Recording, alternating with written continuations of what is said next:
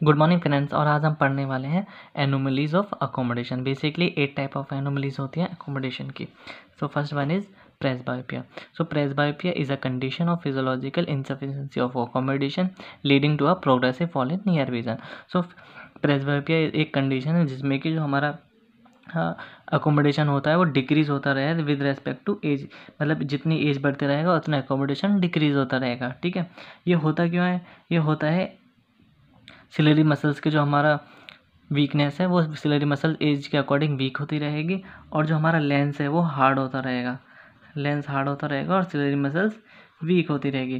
तो इसी वजह से प्रेसबायोपिया पेशेंट को हो जाता है। ठीक है, अब सेकंड एनोमलीज है insufficiency of accommodation. Means accommodation in condition in which the accommodation power is constantly less than the lower limit of normal range of accommodating to a patient age. Means insufficiency of accommodation में क्या होगा, patient की as तो इतनी नहीं increase होगी but जो accommodation power है वो लेस रहेगी। ठीक है, तो इस कंडीशन को बोलते हैं insufficiency of accommodation.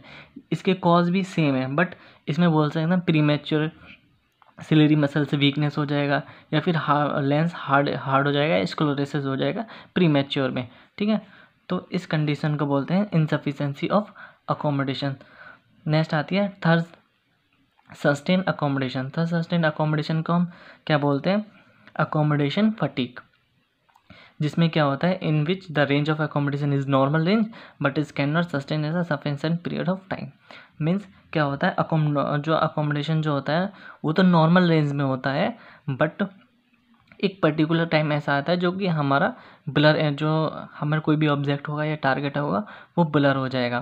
For example, अगर कोई पेशेंट बहुत ज़्यादा नियर वर्क करता है तो एक साथ ही उसका जो आई होता है फटीग हो जाता है, full long term near work करने के बाद फटीग हो जाता है, जिसकी वजह से उसको थोड़ा थोड़ा ब्लर दिखने लग जाता है। तो उसी कंडीशन को बोलते हैं हम third sustain accommodation.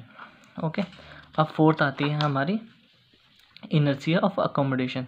So inertia of accommodation में क्या होता है, इसमें भी नॉर्मल रेंज होती है। It is a condition in which the patient faces difficulty in altering the range of accommodation. Means अब जैसे ये सपोज ये ऑब्जेक्ट है, ये एक दूसरा फेस है, ये तीसरा फेस है। अब पेशेंट डिफ़िकल्ट होता है एक फेस से फोकसिंग करने पे दूसरे फेस से, दूसरे से तीसरे फेस में। अगर इस ऐसे पेशेंट को डिफ़िकल्टी होती है तो इस कंडीशन को बोलते हैं हम इनर्शिया ऑफ अकोमोडेशन। इसमें जो रेंज ऑफ अकोमोडेशन होती है वो नॉर्मल होती है but patient have a difficulty to face. Okay, अब फिफ्थ आता है पैरालिसिस ऑफ अकोमोडेशन। अब पैरालिसिस ऑफ अकोमोडेशन दो रीजन से हो सकता है। या तो साइक्लोप्लेजिक, जो हम साइक्लोप्लेजिक ड्रॉप यूज़ करते हैं, साइक्लोपेंटोलेट, होमाइड, एट्रोपिन। जब हम साइक्लोप्लेजिक रिफ्रैक्शन के लिए यूज़ करते हैं तो उसमें हम पैरालाइज करते हैं अकोमोडेशन पे। ठीक है, फिर आता है second refer to complete absence of accommodation. अभी कभी कभी हमारा paralysis of third nerve palsy, ठीक है, उसकी वजह से भी पूरा का पूरा हमारा जो अकोमोडेशन होता है वो एब्सेंट हो जाता है, तो उस कंडीशन को बोलते हैं पैरालिसिस ऑफ अकोमोडेशन। सिक्स्थ है एक्सेसिव अकोमोडेशन। ठीक है, accommodation response is greater than the accommodation stimulus. Means जितना अमाउंट ऑफ अकोमोडेशन हमें चाहिए उससे ज़्यादा अगर हम रेस्पॉन्स दे रहे हैं तो उस कंडीशन को बोलते हैं हम एक्सेसिव अकोमोडेशन। ये भी कब होता है, ये जब हम ज़्यादा नियर वर्क करने लग जाते हैं तो पेशेंट एक्सेसिव अकोमोडेशन करता है, तो उस कंडीशन को बोलते हैं हम एक्सेसिव अकोमोडेशन। ये सेम है। Spasm of accommodation. Spasm of accommodation refer to the exception of abnormal excessive accommodation. The main difference is abnormal excessive accommodation.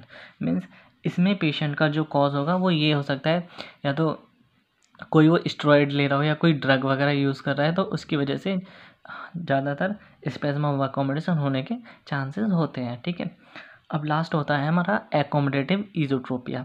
Accommodative इज़ोट्रोपिया का मतलब होता है आई इनवर्ड मूवमेंट हो जाना। ठीक है, और accommodation esotropia is a condition where the excessive effort of accommodation result in a inward deviation of the eye. Means excessive accommodation की वजह से जो हमारी आई होती है वो इन नोज़ की तरफ मूव कर जाए, तो उस कंडीशन को बोलते हैं एकोमोडेटिव इज़ोट्रोपिया। ठीक है, सो आज हमने पढ़ा एनोमलीज ऑफ अकोमोडेशन।